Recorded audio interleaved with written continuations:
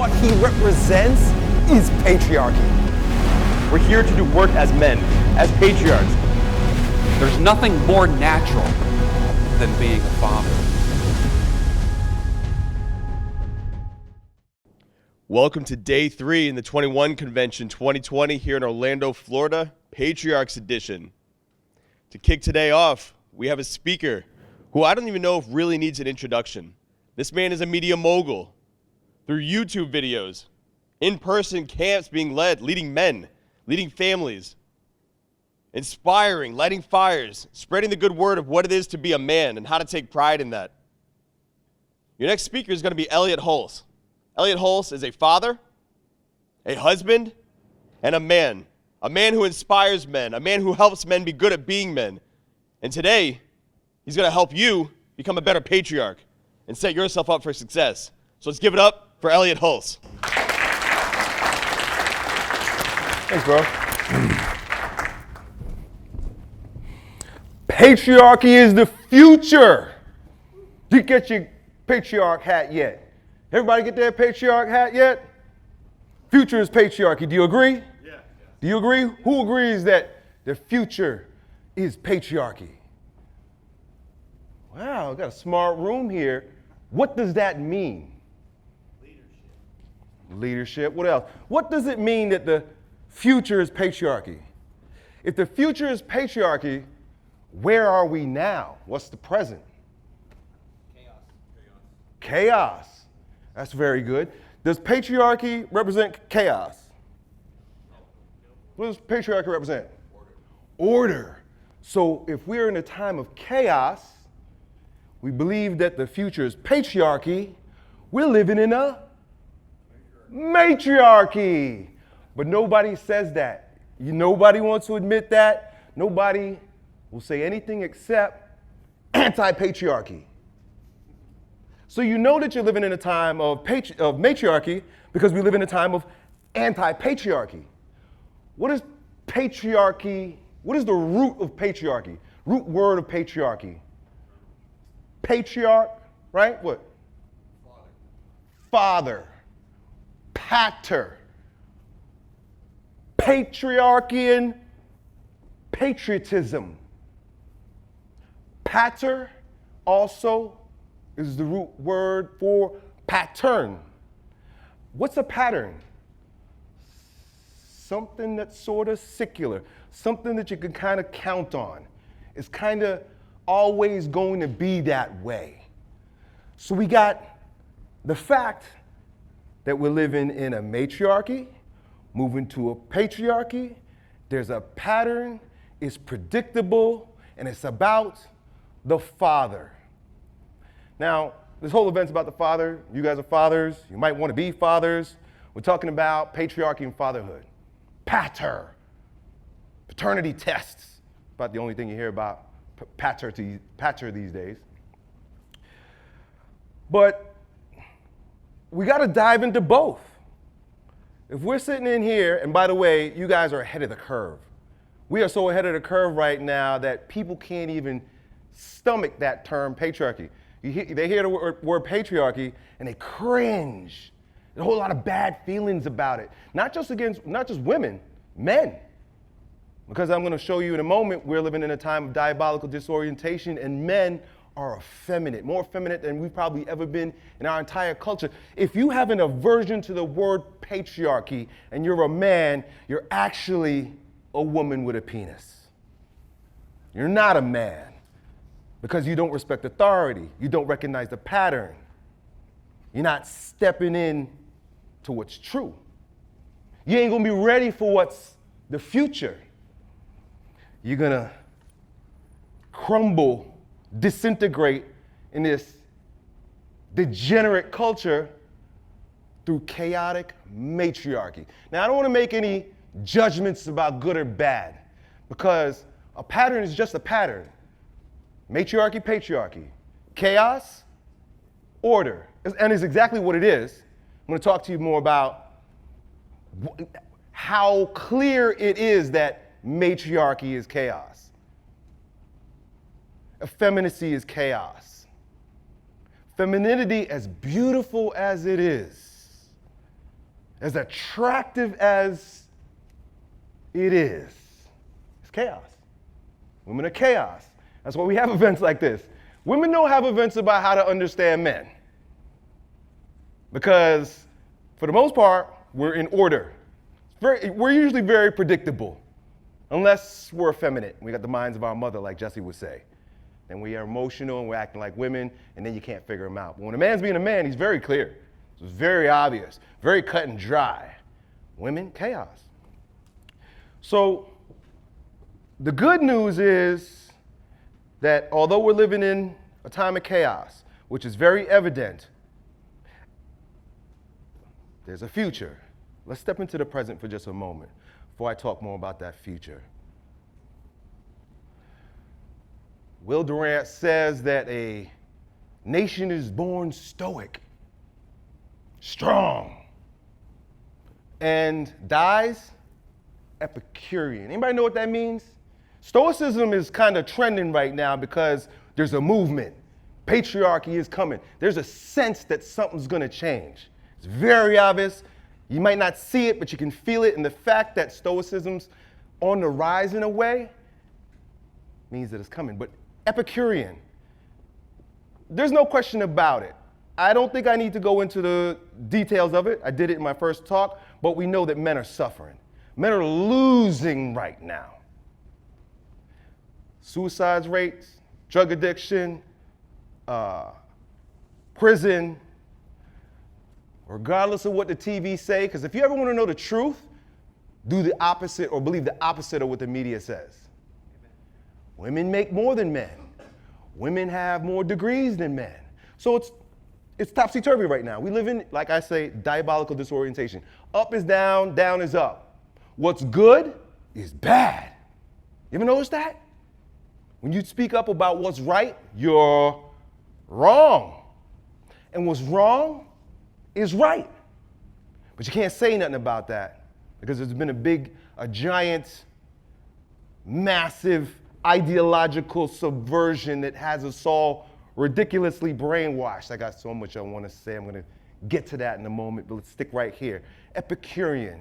Anybody know why they call it Epicurean? What's Epicurean? Who's Epicurus? What's Epicurus' philosophy all about? Nobody knows, right? But you heard the quote. Pleasure. Pleasure. Pleasure. Anybody know the definition of effeminacy? The addiction to pleasure. Effeminacy is different than sloth because sloth is more an aversion to what's hard. I don't want to do it, it's too difficult. It's too hard, it's too challenging, too austere, too tough, I ain't gonna do it. That's bad enough to be slothful. That's sinful enough to be a sloth. But to be effeminate is not just an aversion to what's hard, but an attachment, an addiction, a holding on to. Pleasure. In the time of chaos, when things are topsy-turvy, when effeminacy reigns because we live in a matriarchy, men are effeminate. There's 4 kinds of effeminacy according to St. Thomas Aquinas. The first form of effeminacy is sensual effeminacy, addiction to food. Obesity is off the hook. I think I said in my last talk something like 66% of men are obese or overweight. In contrast to women, it's only about 54%, but everybody's fat as fuck. Sensual effeminacy is associated with good feelings through drugs, food, video games, sleeping in, jerking off, watching porn. All that. Addiction to sex. Need that sucky, sucky, mommy, mommy, licky, licky, pussy, pussy. So addicted that women reign. The only reason why women are, look, this is a pattern. And my whole point of the talk here is about the pattern. But the pattern does us and we do the pattern also. It's doing us and we're doing it.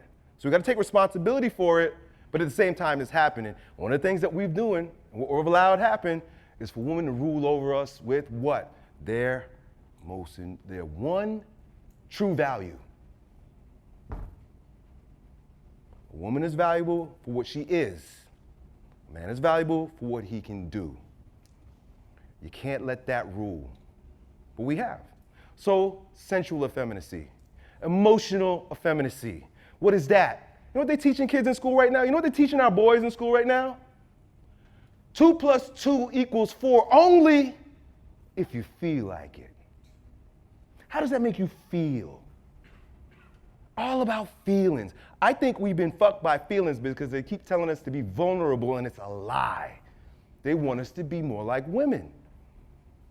Being vulnerable is not masculine. It's emasculating, effeminate. Oh, I feel moody, stuck in a mood, depressed. Men ain't supposed to be fucking depressed. You could feel shit, but you can't sink into a mood. You can't let it be stuck to you. It's a damn shame to see a depressed man, because that means he let himself become inflated and deflated. He's attached to the high, and he crumbles with the low. Because a part of emotional effeminacy is not just depression, but it's also the elation that precedes the depression. Before every depression, there is an inflation. Check yourself out. Check yourself out before you go on a date, and how giddy you are and excited you are, and you're thinking about what's gonna happen before it even fucking happens. Think about when you see a girl before you even talk to her, you already married her. Think about coming to an event like this. Before you even get to the event, you already know what's gonna happen. Guess what? You're fucking inflated, because when you get here, somebody's gonna pop your bubble. Now depressed. Attachment to feelings, effeminacy. Then you have intellectual effeminacy. Boy, this is a tricky one, because we're told that the world needs your knowledge. You need more worldly knowledge, information, ideas, books, videos, addiction, guys. Watching all those videos don't get you nowhere but mind fucked. It's mental masturbation. More videos, more books, more reading, more idea. Why? For pride. That's all it does. Most of the information don't go nowhere but in your eyes, and right back out. Bang. And then you got volitional. Volitional means that you choose your will over the will of God, your will over what's right. We've become our own gods. That's effeminate, because men look up always. Men receive their authority from above. And if you turn your authority into you, you're acting like a woman. You're rebelling. And we live in a time, it's interesting, if you read Revelations, which is a foreshadowing of the next turn, because the entire Bible is just this cycle of Stoicism, Epicureanism. God save them, they do the right thing, then they screw up and lose. God save them, do the right thing, screw up and lose. God save them, screw up. The whole thing, it just keeps doing this. So Revelations is just sort of a depiction of what that looks like when that shit is about to happen. And there's an amazing imagery. The book is full of imagery of what it looks like when we reach these times of diabolical disorientation, and it's a drunk woman riding a tiger. Think about that. A drunk woman, rebellious woman, riding the tiger. Female rebellion. Rebellion. So when you act rebellious, you think you're being strong, you think you're being tough. Being rebellious is a complete woman being drunk, riding a tiger. Authority. So anyway, my point here is that we are at that Epicurean, effeminate, chaotic, matriarchal, dark, dying time right before the sunrise. And that's the way it happens. And it always does. And interestingly enough, an amazing book named The Archetype of Initiation by Robert Moore. Archetype, pattern, initiation. Initiation is merely the movement into another life, the movement into another way, the movement into the next step of things. It's happening in our individual lives. There's an initiation happening quite often. And in men's lives in particular, there's very marked moments of initiation going from one world into another world. There's also global initiation. Countries go through initiations. But there's one aspect of initiation that's cross-cultural. It happens at the micro level and it happens at the macro level. It happens to the individual man and it happens to the entire country, the entire culture, the entire freaking planet. And it's described this way in the archetype of initiation. The movement away from the world of the mother and atonement to the world of the father. There's a movement from the mother's house to the father's house. There's a movement from the realm of mommy to daddy, from matter to pattern, from materialism, the matrix, sensation, effeminacy, to pattern, spirits, stoic, righteous, strong, father pattern. So this movement away from, just think about everything I said with regard to effeminacy. Feelings, neediness, addictions, moodiness, emotions, darkness, chaos, to order. You see this archetype of initiation happening naturally in a number of ways for the individual. Check this out. Psychologists know, scientists know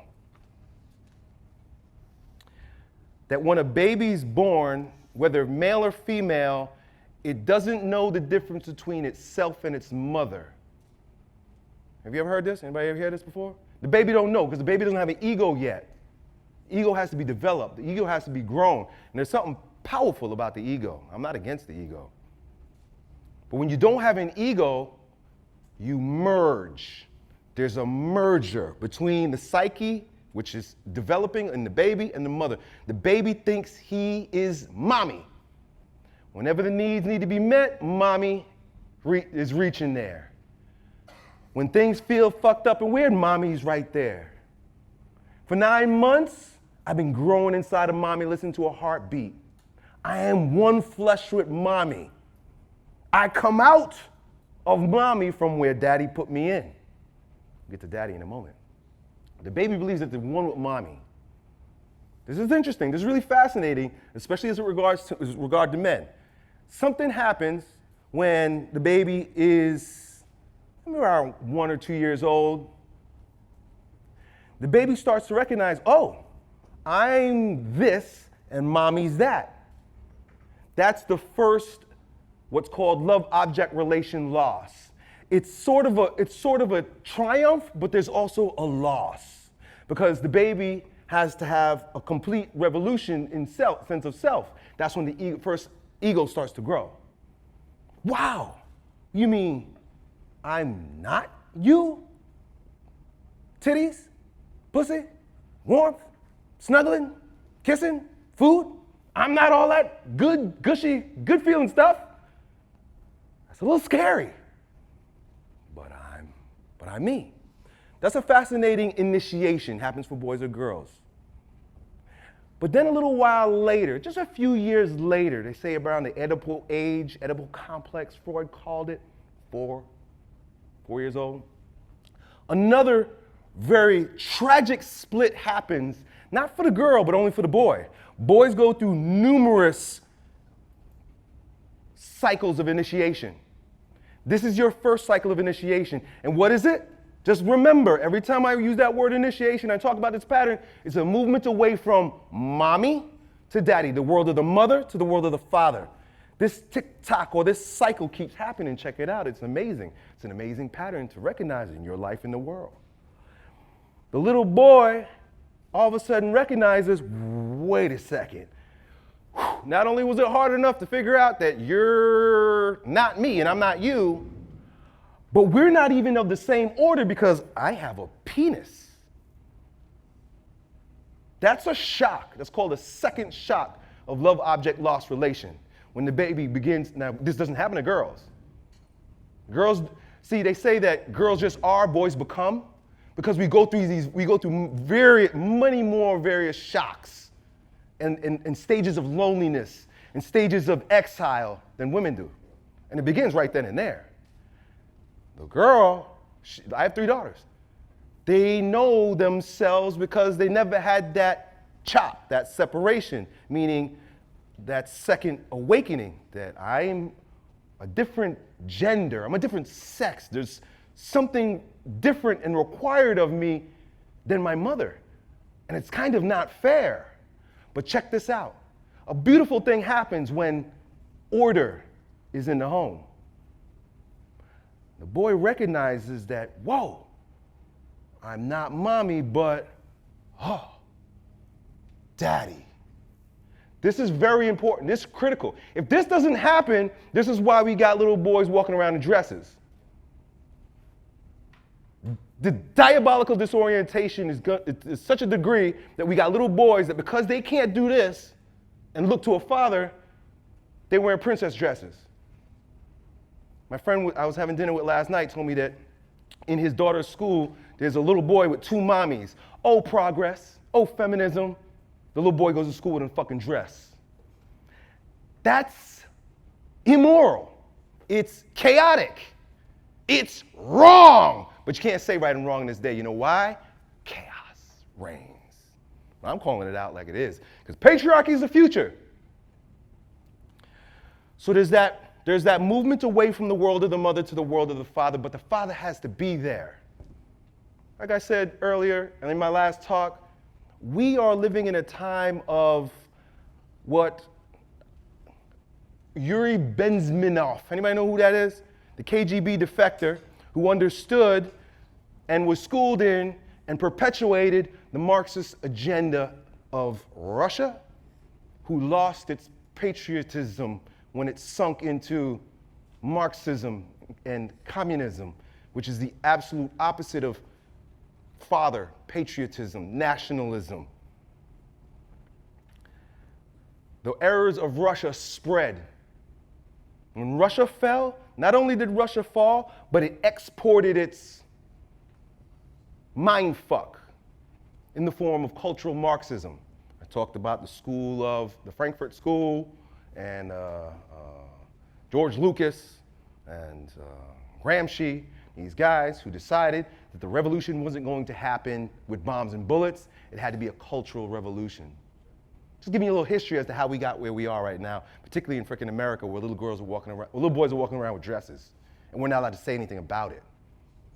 It's been a complete and deliberate destroying of our morals, and he calls it, Yuri Bezmenov calls it demoralization. When he defected, he came to America and he started explaining to us, do you know what's going on to you guys? Let me explain it to you. He used the term ideological subversion, which the first step is demoralization. What is demoralization? Is destroy all sense of dignity, all sense of righteousness, all things that are good and true in a culture, and totally pervert it. How? What Gramsci called the long march to the institutions. Get into the schools, get into the churches, get into the government, get into the media, and screw all that shit up. Look where we are. Look at the schools, look at the churches, look at the media, look at the freaking media. And they don't have to argue because their points are chaotic, right? Matriarchy is where we are. Their points are totally chaotic. So if you know something about a secular, what they would call themselves, progressive, leftist, Marxist, they don't argue with facts. They argue or they use psychological warfare. So for example, the point that I made yesterday, and I got a lot of points, I'm getting to what I'm talking about here right today, because I got a lot of hope. Got a lot of hope for what's going on, and I want to set you up for it. I'm not going to argue the point that transgenderism is a good idea, because you can't. You can't. But you can fool people by letting Bruce Jenner cut his dick off and putting him on the cover of a magazine and saying, Woman of the Year! You can't argue with that, because then you're sexist, you're a racist, you hate. Yeah, I hate what's evil, but you can't say that. That's part of the brainwashing. And what he said in that video is that the brainwashing was greater than they ever thought it would be, because it has taken on such an effect that not just the media and the music and the schools and stuff, but Americans do it to Americans. We do it to ourselves. They call it political correctness. Totally satanic. Straight out of hell. Every bit of it is straight off of Satan's ass. He's shit right on us. He's got his minions, his puppets. So, and they rule our world. Chaos. So in the little boy's life, he moves from unconscious to conscious, mommy to daddy. And then there comes a point when the little boy has a second awakening. Usually around the age of 12, 13, 14, he gets man juice. Man juice makes a man a fucking man. One of the things that's sad in this day is that testosterone levels are dropping precipitously. Just dropping. I got some theories about why that is.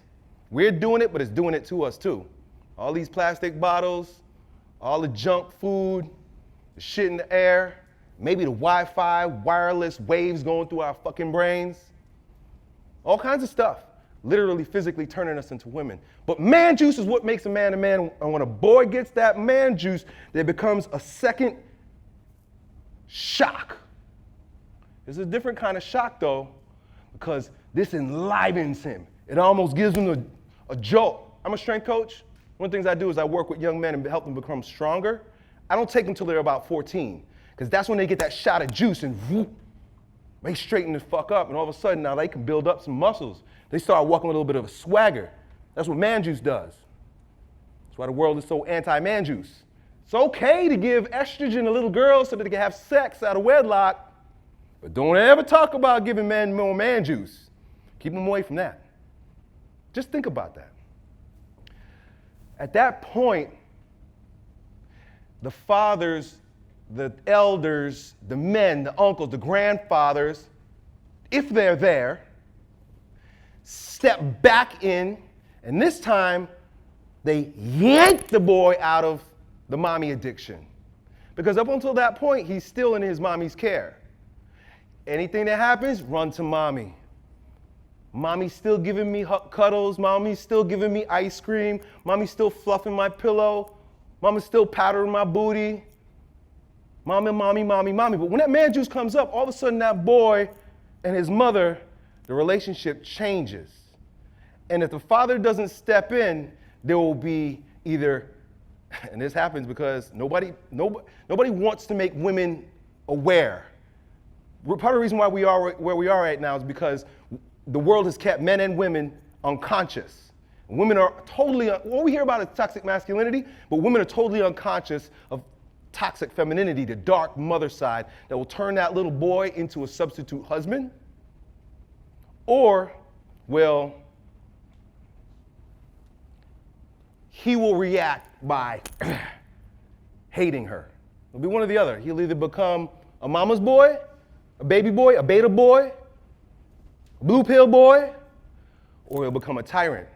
So the fathers step in because they recognize that this next phase requires daddy again, but daddy in a stronger way. Every time the father reintroduced himself to our lives, every time we're reintroduced to the father becomes a bit more complex, a bit closer to the father.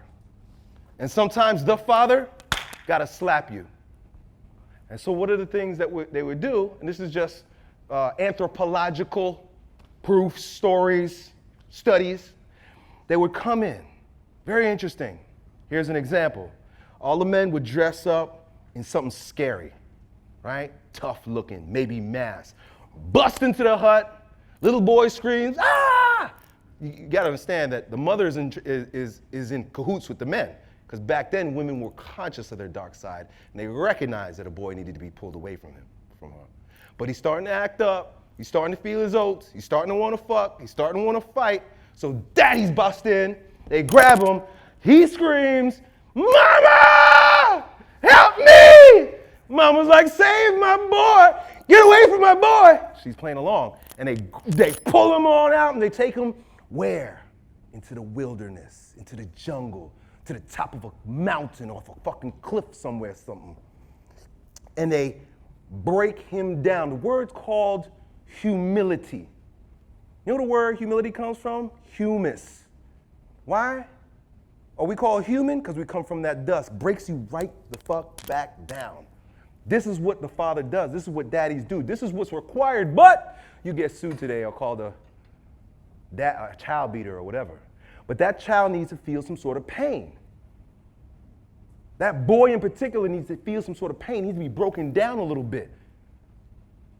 He needs to be humbled, broken down so that he can be built back up and instilled with the values, with the stories, with the meaning, with the purpose, with the agenda to go back into that society. If that doesn't happen, he stays a little boy.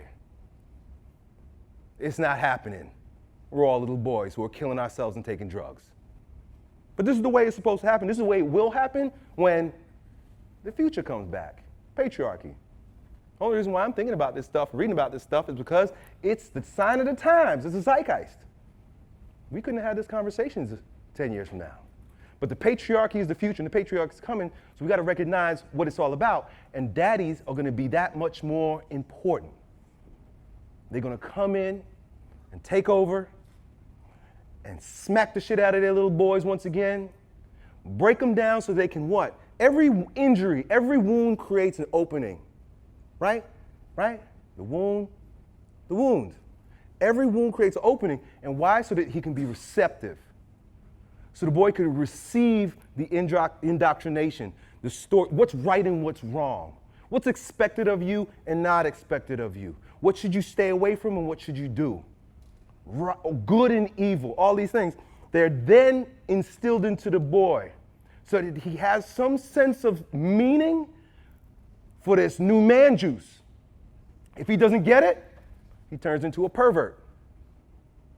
Spends his days jerking off, playing video games, seeking sex from little girls, or he turns it on himself. Suicide, gangs. Most of us can't do this for boys because nobody did it for us, but it's coming back. So it happens on a natural level with a child. Even, it don't end there. How many of you guys are middle-aged? Some sort of fucking awakening happens around 38. 38, 39, 40. Something happens, it's another initiation. In this world that mocks us, they call it midlife crisis. The fact is, what's happening to us once again? By 38, we become so addicted to the matrix, the material world, the mommy world. Money, family, clothes, homes, doing stuff. And something happens at that point around middle age where we go, just like the little boy, remember, I'm not mommy? They go, I'm not the matrix. Mommy matrix. I love how those words work together. Mother, matter, matrix, material, father, pattern, paternity, patriarchy. So anyway, at about 38, the same thing happens again. 38, he goes, I'm not my mommy. All the things that I've been addicted to, all the things I've been chasing, all the things that make me feel good, all the things that I've invested in, all the things that I think is me, it's not true. And we break down once again. If elders were still available when you're 38, you still have more men. The men will come back into your life, except instead of them dragging you out of your mommy's home, you get kicked out of the matrix, and the older men are there like, I knew you'd be coming. Come on in. Right? Isn't that what the older guys here do when they talk? They talk to you younger guys? I know. Come on over. Right? This is what happens at that junction. My point here is that it never stops happening.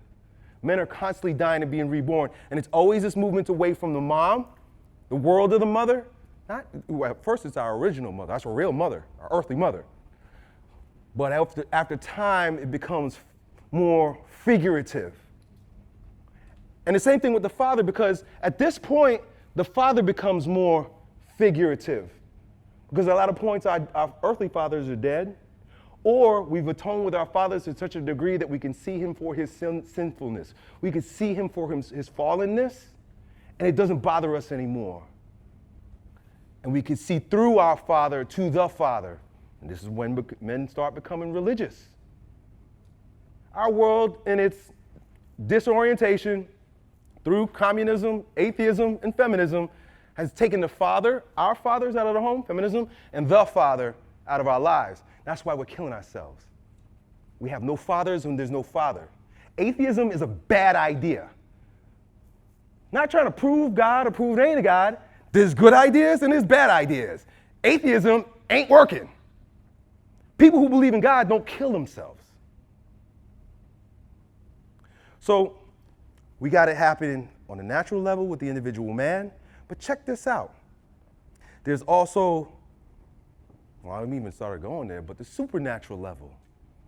The supernatural level is when you start waking up around middle age and start recognizing that you've been duped, you've been tricked, you've been attached.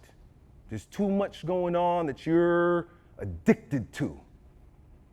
This world is dust. And you start to really recognize that at a certain point. The mama world is chaos. The world of the mother is chaos. The material world is chaos.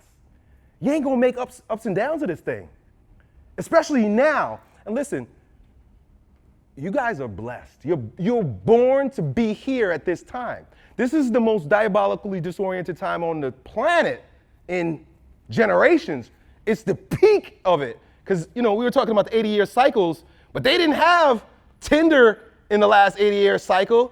They didn't have cultural Marxism telling little boys they can cut off their dicks, take hormones, and wear dresses 80 years ago. We're at the pinnacle. We're at the peak. There's microcycles and macrocycles. I'm at the conviction that we are at the end of a huge macro cycle. So it happens naturally, supernaturally. We're starting to see through, and I think we're all waking up. I think the culture is waking up to the lies that it's evident. We're waking up to the lies that we've been told. By mere virtue of Donald Trump being elected president, you're beginning to see it happen at the national level as well. We went from Obama Mama Obama. He represented the peak of mommyhood. His name even sounded like fucking mama. Gonna come and get your free phone, baby. To Trump. Right? So you're starting to see it happen in the zeitgeist. You're starting to see the pattern happen throughout. You're starting to see it in ourselves and individually, but you start to see it almost like it's God's plan. Almost like it's a pattern, an archetype, like it's meant to be this way. So don't fight. There's no reason. There's no reason to push away from it. There's no reason to fight it. We just got to go with the flow. And if you go with the flow, there's some things you got to know. That all your addiction, all your effeminacy, all the chasing tail is what got us in this mess. It's doing it to us, and we're doing it to ourselves. I said that before, and I'll say it again. And it's been happening since the beginning. This is why the stories in the Bible are so denigrated. That's why we're pushed away from it, because it's telling us what's going on. There's too much red pill knowledge in that book, and that's why we've been turned away from it. I get it, because I've been anti-Christ too. I know, because I grew up in this anti-Christ world with the anti-Christ spirit, and I've been anti-Christ, anti-father, a rebel, a rebel. But I'm waking up, and I took the red pill. Red pill brought me back to the Bible. It's the strangest fucking thing. I was like, okay, wow, all these things are so true about intersexual dynamics, but it was like that from the beginning. If you look at the story of Adam and Eve, what happened? Where did the sneak bring his little slittery self? To the female. How does cultural Marxism make its way in? Through the female. Yes, progress, women get to vote, but it got us to where we are. Not making any judgments, but it's how we got where we are. Because only women will vote for cutting your boy's dick off so they can kick the dad out of the home and have a girlfriend. And then get a little boy and corrupt him. And men who allow that to happen are effeminate men because their mama corrupted them too. Jesse spoke all about this. If you want to hear more about this, listen to Jesse Lee Peterson talk about it, as he loves to talk about how mamas destroy their boys. That's how we got where we are. In the beginning, when Adam recognized the sin in Eve, he didn't turn away. He said, give me some of that. He was addicted to her. He didn't remember that that's my helper. Instead, he followed him. He followed her. That's why it's so funny when God comes to Adam, he says, because you listened to your wife. And then he lays out his punishment. Because you listened to your wife. That was his first offense coming out of God's mouth. Because you listened to your wife. What do we got right now? Happy wife, happy life. There's a diabolical disorientation. No. We got the fucking mess we're in because you're listening to your wives. The natural order has been turned upside down. So my point there is to show you that this is a perpetual pattern. This always happens. It just keeps happening over and over and over again. And we're here at this point. And what do we do? What do we make of it? What do we think about this? How do we prepare? So since COVID, I've become a prepper. Anybody else here become a prepper since COVID? Right? I was a little bit of a prepper before that because I'm paranoid. But I upped my prepper game big time. And I'm telling you, you got to do it. Don't let the media tell you that you're a hoarder because they want to control you. Because that's ultimately what the dark mother wants, is control. And the government, the oligarchy, the deep state, shadow government, cabal, whatever the fuck you want to call them, Illuminati, they want control because they're influenced by the dark mother. Satan's their daddy. And their main thing is to fucking control you. Men establish order by protecting and providing. Start prepping. Because shit's just look, don't be fooled. It ain't gonna stay this way all the time. Things are easy right now, but it's gonna crumble. It's gonna collapse. It's gonna fall apart, and you can be stuck with your hand on your dick. Start prepping. Mommy ain't gonna take care of you no more. Stephen Arniel said in his book, Hard Times Create Strong Men, that when everything is good, we want mommy in charge. I see it with my own kids in my own home.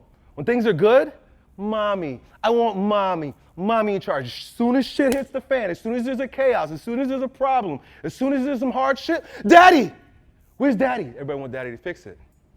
But if daddy's still looking at mommy, you got your hand on your dick. Right? What does that mean? Effeminacy. Central effeminacy. Jerking off. Stop jerking off. Number one, start prepping, preparing food. Stop jerking off. That's on there too. That's a bonus. All right? Stop jerking off. You should have, and I'm going to be a little practical here with you and give you a little bit of advice from what I've learned. You should have no less than 3 months worth of food in your house. Anybody who's studying what's going on will recognize that there is a food shortage coming. And it's going to be controlled and created by the diabolical bad guys, but it's also nature, God, the sun. We're going through a grand solar minimum. I don't know if you guys know what that means. Climate change is real. What they're telling us about climate change is wrong, but it's a fact. And it is predicted as a pattern, well known, that there's going to be a lot of changes on the planet to fuck up our agriculture. It's already happening, and a part of it is it's happening. Like I always say, I keep saying this. It's happening to us, but we're doing it to ourselves. Anybody knows all these explosions that are going off in like food silos, grain silos, sugar silos, all the fires in the, that burnt up all the crops in the Midwest that are all fucked up? It's coming. You need to have at least 3 months worth of food, more if you can. Water. You should be saving water. I know that sounds crazy, but believe me, guys, mommy ain't always gonna be there. There's chaos being sown, and if somebody wants to destroy us, they already destroyed us from our minds. And we're trying to wake up your minds. But the next is wiping you out personally. You're gonna be wiped out. There's a plan in this planet by the globalists, if you will, to depopulate the planet by 90%. Anybody ever hear the Georgia Guidestones? Check it out. Anybody hear of Agenda 21? Check it out. You could call it conspiracy theories, but it's conspiracy fact. Conspiracy is a true thing. Conspiracy just means someone's conspiring. Who the fuck isn't conspiring? There's a conspiracy. And it's fact. Just look it up. And they want us dead. And we're going to go. You know why? We're killing ourselves. Why? Because they have us believing that overpopulation. Overpopulation is a fucking myth. They just don't want you here no more because they look at you and believe you are useful fucking idiots. They got what they wanted from you out of the old economy, a new economy is coming, and they will have a whole new global plan. And they don't need y'all. They don't believe in God. So they don't believe that you're the image of God, and they believe you're fucking worthless. That's why they're teaching us in our schools about evolution and shit, that you ain't nothing but a fucking meat suit with a dick. You got a soul. There's a reason why you're here. Start saving food, saving water, learn how to purify water. Firearms. We live in America. There's a good fucking reason. If you can get firearms, and you should have done it a while ago, but now, do it if you can. If you're an American man and you have an aversion to firearms, you're a fucking pussy. You're useless. Because a man that can't protect himself is not a man at all. Learn how to use firearms. Don't just get a gun, go and get training. There's something that used to teach us in schools before all this effeminacy. Do you know that? In the 1950s, high school kids learned how to use rifles in school. But once the Marxists got a hold of our schools, they got rid of that shit because they're like, we can't have these people protecting themselves. How do you make them not want to protect themselves? Teach them that guns are bad. A man that can't protect himself and protect his family is no man at all. Learn how to protect yourself. Returning to the Father, because that's what this is all about. The future is patriarchy. Returning to the Father means retraditionalization. There's a great book by Steve Turley called The Return to Christendom. Whether you like it or not, believe it or not, want to reject it or not, the fact is that the greatest country on earth, America, is built on Greek, Roman, and Christian ideals. We get our political structure from Greek and Roman. We get our moral structure from Christianity. A movement towards the Father is a movement towards God, God the Father. It's a good idea because God the Father has some great plans for us. One of which is make more babies. They want to wipe us out. They want to wipe us out, but it ain't going to happen because you know what? Secularism is wiping themselves out because they're all gay and they all think the planet's going to destroy itself if they make too many babies. So they're going to be outnumbered. Leftists don't make babies. They don't replace themselves. Tanner, how many kids do you want to have? 6 or 7. 7! That's freaking crazy. And look at this beautiful woman who's willing to bear. Find yourself the right woman, but you know what? You know what Tanner has going on? A man of God. How do you get your woman to have 7 babies? Have an authority. Get in line. You get in line. Everybody wants their women to get in line. No, you get in line because your women won't respect you anyway. Your women will not respect you and follow you if you have no authority. If your authority is in yourself, your woman has no reason to follow you, trust you, and then make 7 babies. You got to reestablish the authority in your house, in yourself, and in your home. God is a good idea. Not here to argue if it's right or wrong, true or false. I have my opinion. But it's a good idea. Retraditionalization is unfolding. It's happening. Make more babies that we can see heaven on earth. Because when the mama world crumbles and the patriarchy returns, it's either going to be you, your children, your legacy, lineage, generosity, generativity, generations, or it's going to be the evil one. It's your choice. But guess what? It's going to happen with you or without you, because it's a cycle. It's a pattern. It's paternity, and it's coming from the Father. And one thing for sure, the future's patriarchy. Done.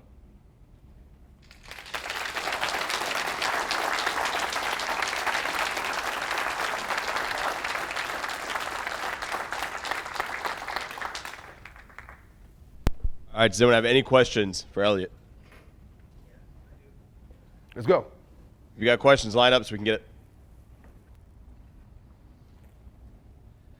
Thanks a lot for your talks today and a couple days ago. I really enjoyed them because you've essentially told my story. I grew up a heavily feminized male with a diabolical mother from the 60s, turned me into her son husband. Took me a 20-year process to reclaim my masculinity, 20 years of work, male initiation, and I was recently baptized Christian as well.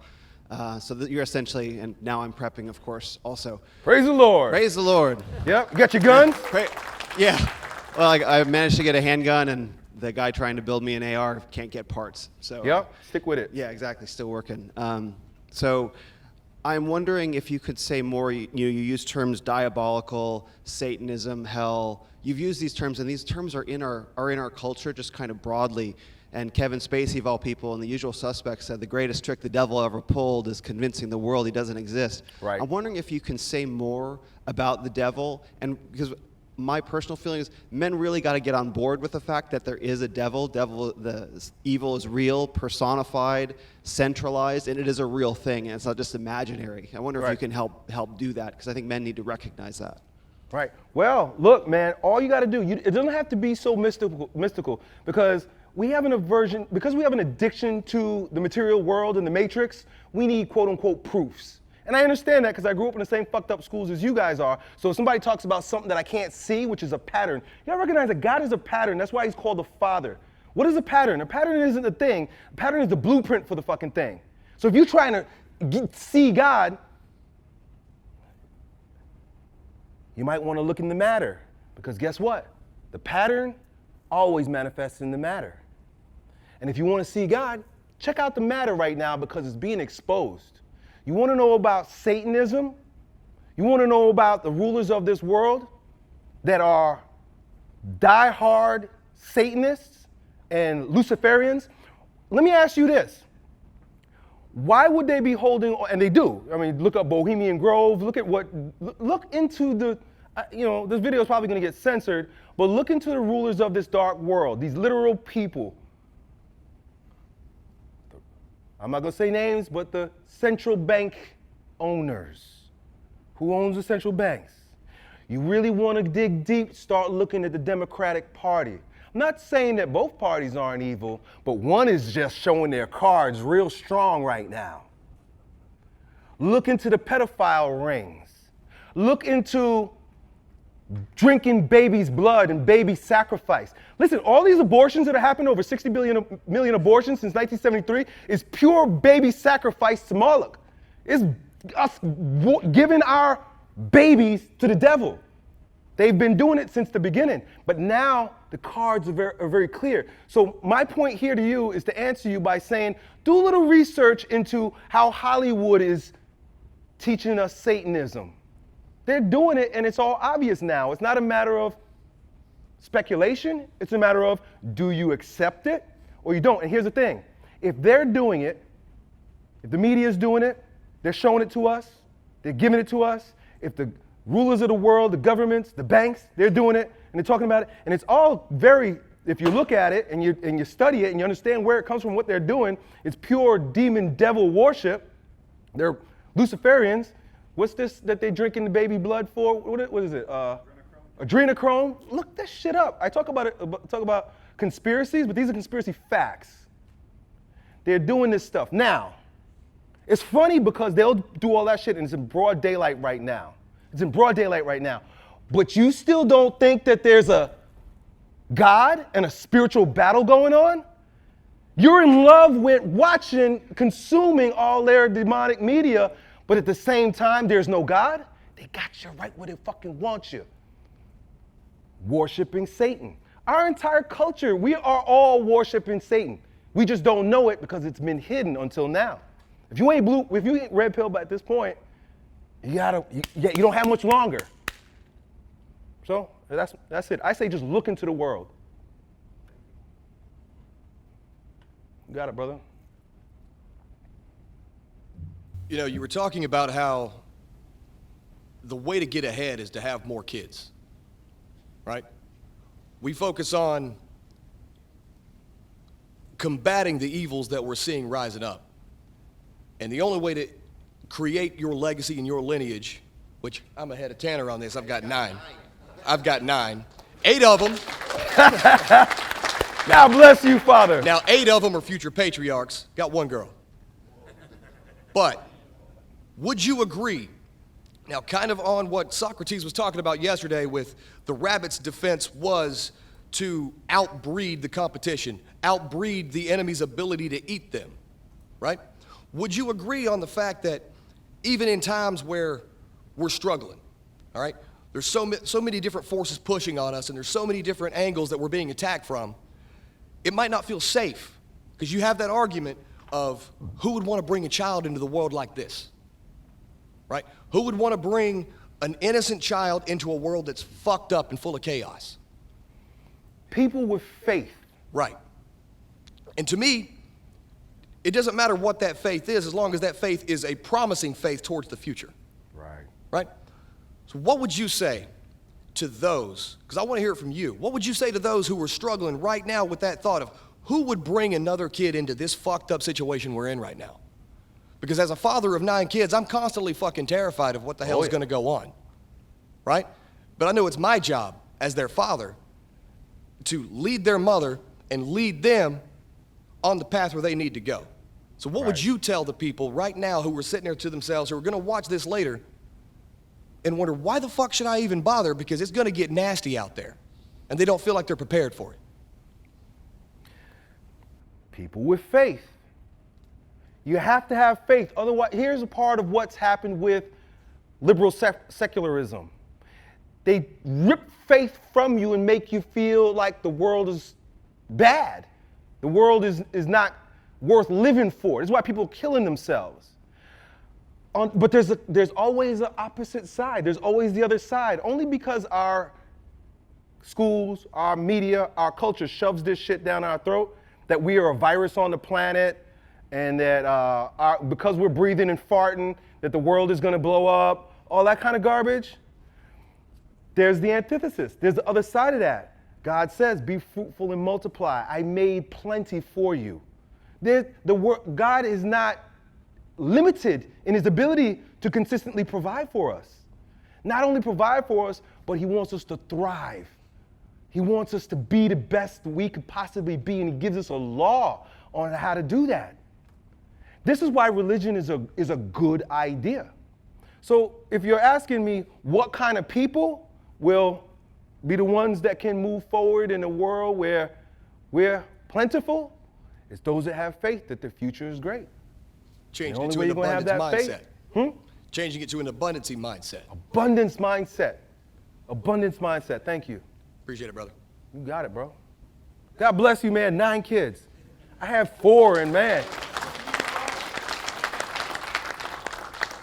Yeah. What's up, man? So I loved how you talked about the various stages of initiation for raising a boy and those kind of epiphany moments where you realize where he was in life and how it's for men to do the work of breaking him down and building him back up. But you being a parent of daughters, I want to know, is there a similar form of initiation or what to do as a male patriarchy father of a girl to build her up as a godly woman and a woman who is going to be the right type of wife for a future patriarch?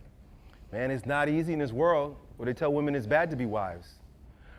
The main thing that has to happen, in my experience, in my judgment, is that they need to see a mommy and daddy get together and do the right thing. I tell my daughters, look, you want to know how to be righteous, do the right thing? Look at your mother. They have a mother that's worth emulating. And of course, as a father, I'm the pattern. How does your mother behave towards me? How am I with your mother? I think more than anything is showing that example, but that's not good enough. Showing the example is one thing, but creating boundaries is another. And I gotta tell you, you gotta tell them no. You gotta tell them, no, that's wrong, that's not right. Because women are more congenial. Women will receive any fucking thing in a lot of ways, especially these ideas that seem good. That's why when Satan went to Eve, the first thing she thought when she saw that apple, even though it was forbidden, was, it's so nice, it's so pretty, it's a rainbow. Who could be angry at rainbows? Who could be angry at apples? It's so pleasing to the eye. Oh, and it tastes so good. The thing is that even though all the garbage that they're shoving down our children's throats is seemingly good, it's just like that apple, it's rotten to the core. And I gotta remind them sometimes, and they don't wanna hear it. Because the TV, because my friends, because the media, because the music. And I look like the bad guy, but here's the thing, you gotta be willing to be the bad guy. You gotta be willing to say, look, I get it that everybody's doing that, but it's wrong. They're gonna do what they wanna do regardless. I can't make anybody do anything, even your own children, because they'll go behind your back, but they know where you stand. They have to know where you stand. So those are my two answers. It's about boundaries and then cultivation. Every garden has a wall. If you're gonna cultivate anything inside a garden, you gotta have walls. Walls are good ideas. Put up walls around your children. One thing I wish I would have done better was keep the screens out of my home. I didn't have a TV. I thought I was winning, and then I bought them screens. I didn't know where that was gonna go, but that's a fucking rabbit hole. You got little kids, keep the screens out of their hands as long as you possibly can and put boundaries on those screens, because in this world, that's where Satan is coming in. It used to come through the TV. Of course, it comes through the school and the culture, but now it comes in a handheld device that you got with you all day long. And they're gonna be attracted to TikTok, shaking their booties and WAP, all that kind of bullshit. And you gotta tell them. My daughter was watching a WAP video the other day, or the making of WAP on YouTube. My wife and I walked in to say goodnight. And Colleen says to her, what are you watching? That's trash. And I stood there and I said, I know you're watching what you wanna watch, but you gotta understand that your mother and I are telling you that that's garbage. That's not good stuff.